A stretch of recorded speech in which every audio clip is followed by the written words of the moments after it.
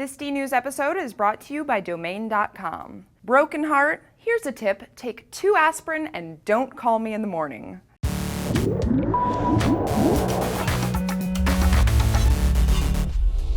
Hey guys, Tara here for DNews, and anyone who's ever been through a big breakup knows just how awful they can be. You don't eat, you don't sleep, everything sucks.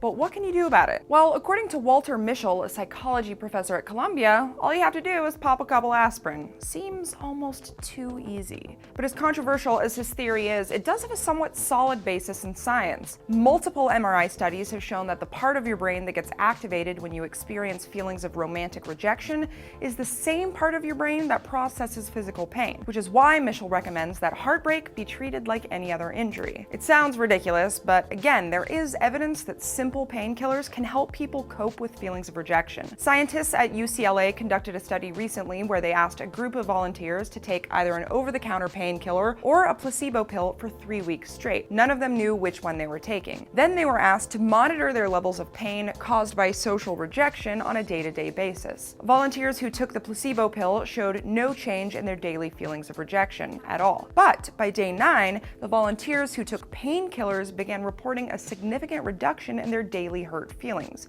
which continued to last until the end of the 3-week period. A short while after, they repeated the same study, but this time they put all of the volunteers into an fMRI machine and asked them to play a game of Cyberball, which is a virtual reality game from which the volunteers were intentionally socially excluded. Sure enough, the people who had been on painkillers for 3 weeks showed significantly less neural activity in the parts of their brain that process pain. Of course, not everyone is comfortable with the idea of using drugs to mitigate heartbreak, but according to Mischel, there are some other ways to soothe the pain. His #1 rule? Don't talk about it. A lot of times when someone goes through a breakup, all they want to do is talk about it seems, and it can be good to get those feelings out in the open.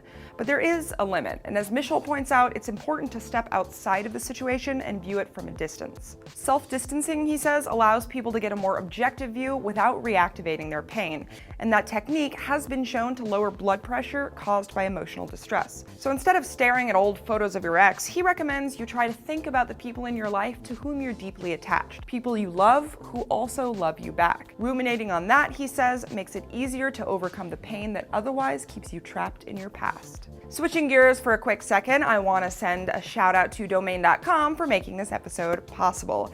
No domain extension will help you tell your story like a .com or .net domain name. If you've ever thought about starting a website or blog, Domain.com is affordable, reliable, and easy to use. They've also set up a special offer just for you DNews viewers. All you have to do is enter the coupon code DNews at checkout, and you can get 15% off Domain.com's domain names and web hosting. In the meantime, if you guys have any suggestions on how to best get over a breakup, just leave them in the comments below. Otherwise, thanks for watching.